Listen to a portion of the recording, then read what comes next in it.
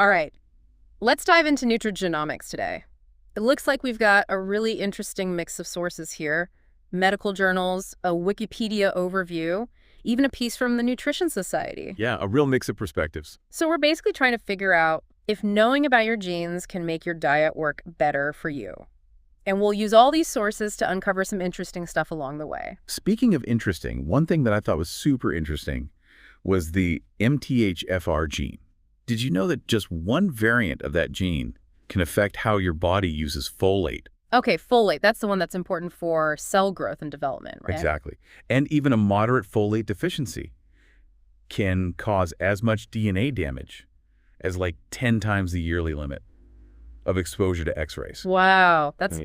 that's intense. It really makes you realize how important it is to get the right nutrients, especially if you have these genetic things going on. Yeah, absolutely. And that's where nutrigenomics gets really interesting. It's like you've got a personalized guide to fine-tune what you eat based on your genes. So it's not just about eating your greens, it's knowing which greens your body can actually use. Exactly. Let's look at the FTO gene. Some variations of that gene can actually change how efficiently you use fats and proteins. So someone with a specific FTO variant might benefit more from, say, a high-protein diet. Exactly. It's like you're getting a clue from your genes.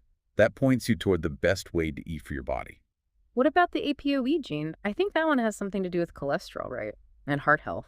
Yeah, you're right. Different versions of the APOE gene can affect your cholesterol levels and how your body responds to lifestyle choices, like diet and exercise, when it comes to heart health. So someone could get personalized advice on how to manage their heart health, just based on their specific APOE variant. Exactly. It really changes things. From those generic, one-size-fits-all recommendations to advice tailored specifically for you. Okay, so how does this nutrigenomics testing work? Surprisingly, it's not that complicated. It usually starts with a simple mouth swab. You send that to a lab, and they look at your DNA for specific gene variants, kind of like searching for particular words in a book. So they're looking for those clues. That can help you make choices about your diet and lifestyle. But then what? Do you just get a list of your genes and that's it? No, not at all. It's really important to work with a healthcare provider who knows about nutrigenomics. They can help you understand what the results mean and give you practical advice. So it's not just about knowing your genes, it's about understanding what they mean and how to use that knowledge. Right. Your genes aren't like a crystal ball, but they do give you valuable insights. Your lifestyle choices still matter a lot. That makes sense. It's like that nature versus nurture debate, but with a modern twist. Yeah, I like that analogy. And speaking of modern twists, did you know that there's a study called Predict One? They found some interesting things about how what we eat, our gut bacteria, and our genes all work together. Oh, tell me more about that study. Well, they found that what you eat has the biggest immediate impact on your health. But your gut bacteria and genes are still really important too. So it's not just about the food itself, but also about what's going on in your gut and what your genes are like. Exactly. The good news is you have at least some control over all of those things. Your diet, the bacteria in your gut, and even how your genes work. This is really making me think differently about my food. It's like my grocery list suddenly got way more interesting. I know what you mean. It's like we're starting to realize that food isn't just calories, it's information that interacts with your genes. Okay, this is where it gets really fascinating for me. Imagine if you could go grocery shopping and know exactly which foods are best for your genes. Is that even possible? It might be closer than you think. In Japan, they're already doing a lot with this. They have over 350 foods that have specific health claims approved by the government. Wow, 350. That's incredible. So they're using nutrigenomics to personalize food choices. Yeah, it's like a glimpse into the future, where we can make choices about food based on a deep understanding of how our bodies work. Instead of just grabbing a yogurt off the shelf, you could choose one that's perfect for you, like a custom-fit nutrition plan. That's a great way to put it. It's about moving away from those general guidelines and getting more individual advice. Okay, I think I'm sold on this nutrigenomics thing, but are there any downsides, like ethical concerns? Yeah, those are good questions. Like any powerful tool, there's always a chance it could be misused. But there's a whole other discussion for another time. For now, I think it's important to focus on the potential of nutrigenomics to change how we think about food and health. I agree. It's like we're opening a door to a whole new world of possibilities. Yeah, it really is. And I feel like we've only just started to explore all this from these sources you sent. Yeah. So we've got the basics. But what really stood out to you? Like, what was the most surprising thing? It's funny. It wasn't some complicated gene interaction or anything. It was actually the impact of that folate deficiency. Oh, yeah. I know. That comparison to X-ray damage was wild. It really makes you think about what you might be missing in your diet. Exactly. And it shows how nutrigenomics can be like a warning system to help you catch deficiencies before they become bigger problems. Right. It's like a personalized checklist to make sure you're getting everything your body needs. Exactly. And it also ties into the potential to personalize functional foods. Oh, yeah, like that grocery shopping scenario we were talking about. You could pick out the yogurt that's perfect for your gut and your genes. Exactly. It's not just some futuristic idea anymore. We're actually moving in that direction. And even now, there are things you can do to start personalizing your nutrition. Right, like working with a dietitian who understands all this stuff. I'm guessing it's not as easy as just taking one of those at-home DNA tests, right? No, definitely not. Those tests are getting more popular. But you really need an expert to help you understand the results and make a plan. Right, like a nutrigenomics coach. Exactly. Someone who can translate all the science into something you can actually use. Okay, so we're talking about the future of food and all that, but I'm wondering, is there anything we can learn from the past?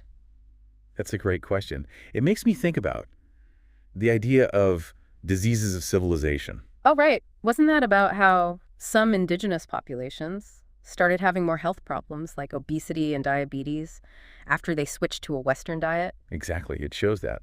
Our genes are shaped by what we eat over a long time. And when our diet changes really quickly, our genes can't always keep up. So it's like our genes are trying to catch up to our modern lifestyle.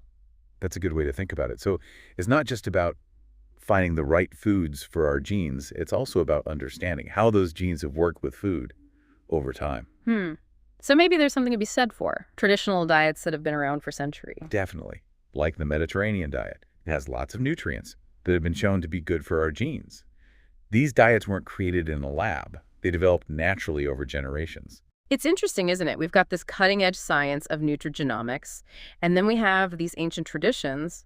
Maybe we need both. Yeah, I think you're right. It's about finding a balance between the new science and the old wisdom. And remembering that our genes aren't fixed. They change based on our environment, and that includes our diet. That's what nutrigenomics is all about. Yeah. Understanding that connection between our genes and our choices. It's pretty empowering, actually. Speaking of which, we talked about the economic side of all this. Anything stand out to you about that? Well, I thought the Japan example is really interesting. They've really embraced nutrigenomics, not just in research, but in their whole food industry. Absolutely. And their government is really involved, approving health claims for foods. It shows they're serious about this stuff. It makes you wonder if other countries will follow their lead. Like, what if the U.S. started doing that? That's a really interesting thought. It could lead to more focus on personalized nutrition, maybe even insurance coverage. And it could lead to so much innovation in the food industry. Yeah, that's true. But of course, we have to be careful about those ethical issues we talked about. Right, like data privacy and making sure everyone has access. Exactly. But the potential is definitely there. And as we learn more, I think we'll see nutrigenomics having a big impact on food and health. Okay. So we've covered a lot today, but before we wrap up, was there anything in these sources that left you with any questions? Honestly, it was the idea of that double birdie of disease. You mean the part about India, where they're dealing with both undernutrition and the rise of those diseases of civilization? Yeah, that's the one. It made me realize that. Nutrigenomics isn't just for wealthy countries. It could actually help with some of the biggest health problems around the world. I hadn't thought about it that way. Imagine being able to identify people at risk of deficiencies or give advice to people who are more likely to get certain diseases based on their genes. Yeah. It's like we're moving away from that one-size-fits-all approach. Exactly. That's what's so exciting about nutrigenomics. It's about empowering everyone to make healthy choices. And recognizing that everyone is different. Exactly. Nutrigenomics shows us that there's no one right answer. It's fascinating. It feels like we're finally starting to understand how our bodies really work. And how food plays such a big role. It's about being proactive. Instead of just reacting to problems later, maybe one day we'll all have our own nutrigenomic profiles. That would be amazing. Yeah, it really is amazing to think about how much we've learned about food and our genes. It is, yeah. And going through all these sources with you, I think it really highlights one thing. This isn't about some fad diet Hmm. or the latest superfood trend. It's about giving people the tools to take charge of their health in a whole new way. Right. It's about moving away from those general rules Yeah. and getting more personalized advice. Exactly. And that brings us back to you, the listener. What we've talked about today is just a small part of this whole world of nutrigenomics, and it's a field that's always changing. So if you're curious, keep learning. There are so many resources out there, books, articles, even online classes that can teach you more about how your genes and the food you eat all work together. Yeah, don't be afraid to ask questions. Talk to your doctor. Find a dietitian who specializes in this stuff.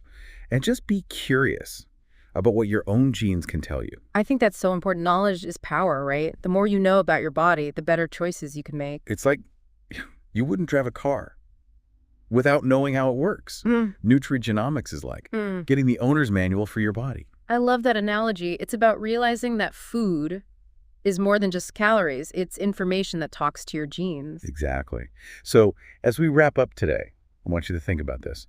What if you could unlock the secrets in your genes and use that knowledge to live a healthier life? That's the power of nutrigenomics. And remember, we're all learning together. As we keep exploring, we'll find even more amazing things about how our genes, our food, and our health are all connected. So stay curious and keep asking questions.